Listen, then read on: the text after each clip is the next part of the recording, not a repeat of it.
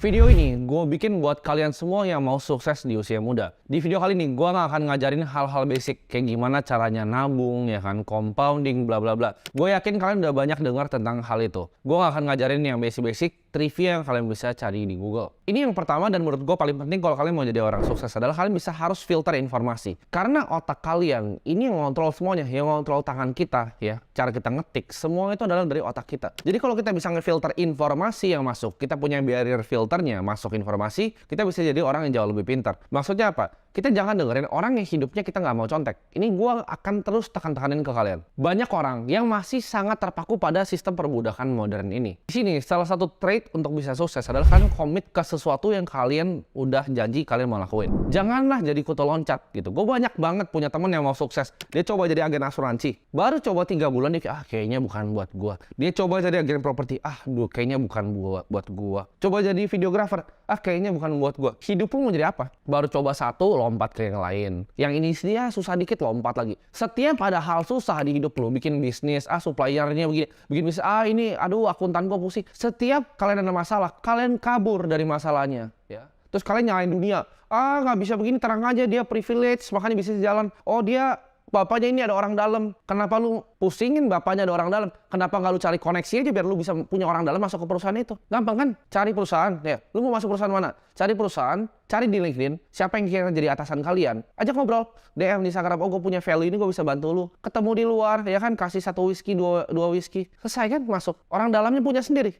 Ngapain minta bapaknya dia? Jadi jangan jadi quitter. Jangan baru coba sekali 2 kali kalian keluar kayak kutu loncat. Kalau udah decide ngelakuin sesuatu, misalnya, oke, gue mau bikin ini. Fokus, komit, ya. Komit dan punya disiplin sama diri kalian sendiri. Jangan jadi banci, kalau susah dikit itu langsung menyerah. Fokus, komit, dan disiplin. 10 tahun di satu industri. Ini advice yang gue bakal kasih itu bakal nantang conventional wisdom ya. Ini bakal bikin orang banyak yang kesel. Tapi gue akan saranin kalian, kalau kalian masih muda, jadi super duper ambisius di karir yang kalian mau kejar. Hidup itu singkat dan time is ticking. Kalian harus serang terus karir kalian, ya. Kalian mau jadi yang terbaik di satu bidang, mau jadi tukang nasi goreng, percaya. Lu mau jadi tukang nasi goreng, tapi lu yang terbaik satu Indonesia, lu akan jadi kaya. Lu mau jadi videografer, ya, videografer, tapi lu terbaik satu Indonesia, lu akan jadi kaya. Pokoknya semua lu mau nyapu kayak, ya, lu mau nyapu nih, tapi lu yang terbaik nyapu di satu Indonesia, lu akan jadi kaya juga, percaya. Kalian harus super duper ambisius. Jadi hyper ambisius tadi gue bagi menjadi 2. Satu itu kerja kapanpun, ya. Jadi kalian harus punya work ethic yang gila.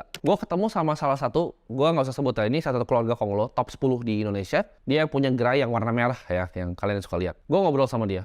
Dia generasi ketiga. Gue tanya, bro, apa sih rahasianya keluarga lu bisa bangun kayak gini? Values-nya tuh apa aja? Gue pengen tahu. Lu mau tahu yang dia bilang ke gue apa? Satu itu work ethic. Dia sampai sekarang, dia generasi ketiganya. Ini dari gerai retail yang warna merah. Kalian tahu itu semua jalanan ada. Dia kerja itu sampai sekarang, itu pulang jam 6 sore. Masuk jam 7 pagi, pulang jam 6 sore. Work ethicnya gila. Sampai sekarang. Jadi itu maksudnya hyper ambisius sama karir kalian. Yang Konglo aja begitu, generasi Konglo aja begitu, masa kalian males-malesan? Kalian bayangin ya, gimana lu mau jadi kaya? Kalau yang super kaya aja masih kerjanya kayak gitu. Kerjanya kayak orang gila. Dan yang kedua dari hyper ambisius adalah speed atau kecepatan. Ini konsep yang gue dapetin kurang lebih mungkin 2-3 tahun lalu. Waktu itu gue nemu email bocor dari Mark Zuckerberg yang bikin Facebook. Jadi dia bilang, ya, ini gue akan tunjukin email di sini. Gue lupa exactly yang dia bilang, tapi intinya gini.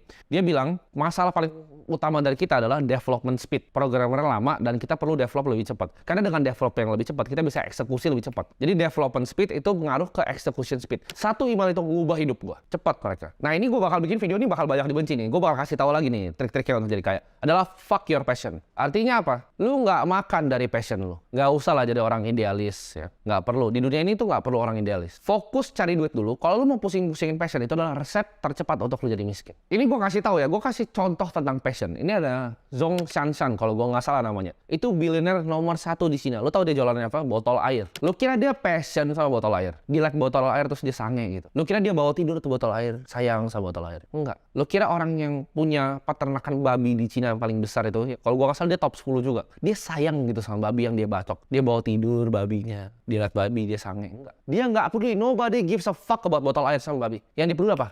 Uang masuk. Jadi money in dulu. Money in yang lain belakangan, passion belakangan, ya. Bodoh amat lu jualan botol air, passion lu di yacht sama cewek, ya itu passion lu. Jangan gabungin nih mesin uang lu ini sama passion lu. improve ya. Improve 1% setiap hari. Bilang ke diri lu, setiap hari gue akan at least 1% better. 1% lebih baik. Itu yang selalu gue ngomong tiap pagi. Gue akan 1% lebih baik ya. Gue selalu anggap gue adalah orang paling goblok di dunia. Orang bodoh ya. Jadi gue mau belajar terus. Dari semua orang, setiap orang gue bisa belajar. 1% setiap hari. Setahun itu 365%. Udah tinggi banget, compounding terus. Karena yang compounding bukan cuma uang, tapi ilmu yang ada di otak. Informasi yang ada di otak itu compounding juga. Mental gue tuh selalu win or learn. Antara gue menang atau gue belajar. Nggak ada kegagalan, adanya belajar. Orang banyak bilang kan, fokus improving kelemahan kalian. Nggak. Gue akan kasih tau kalau nggak. Jangan stres untuk improve kelemahan kalian. Tapi cari apa yang kalian jago dan kalian harness itu. Lo harus punya skill set yang nggak banyak orang punya dan nggak jadi gampang untuk digantiin. Gue kasih contoh. Kalau misalnya lo adalah sebuah blockchain engineer di salah satu cryptocurrency firm. Menurut lo akan bisa digantiin besok? Jawabannya nggak. Tapi lo kalau cuma driver, lo supir, apakah bisa digantiin besok? Bisa. Kalau adalah security engineer di database-nya misalnya Oracle. Apakah lo akan bisa digantikan di Oracle dengan gampang gitu? Enggak. Lo senior developernya di back-end Oracle gitu database-nya. Apakah gampang digantiin? Enggak. Perusahaan ERP besar susah ganti-gantiin orang ya. Skillnya in demand, orang banyak butuh dan nggak gampang digantiin. Serta itu menyelesaikan masalah yang besar. Kalau kalian mau jadi sukses, ini gue pakai di semua analisa. Mau di kripto, analisa saham, analisa hidup gue. Gue selalu pakai namanya top down analysis. Gue selalu tanya why yang dari paling atas. Oh, kenapa sih gue nggak bisa sukses? Itu gue tanya terus ke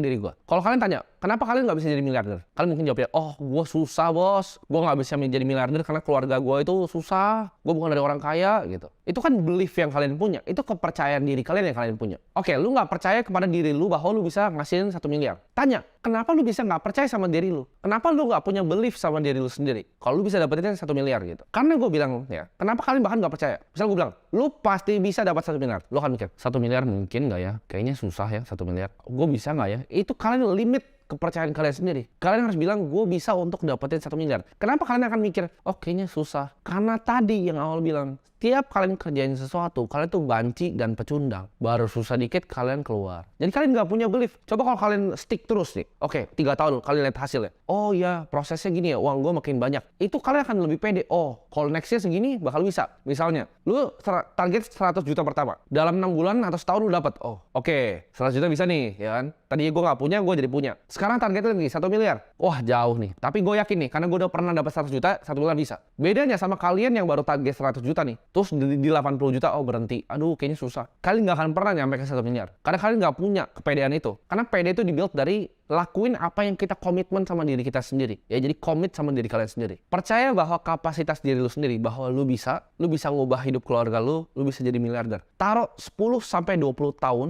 di satu industri, fokus dan jangan kanan kiri. Komit di apa yang lu udah janji sama diri lu sendiri saat lu nonton video ini. Gue yakin suatu saat nanti lu balik ke video ini, lu komen, lu thank you sama gue bahwa lu udah ngubah hidup lu mungkin 5-10 tahun lagi.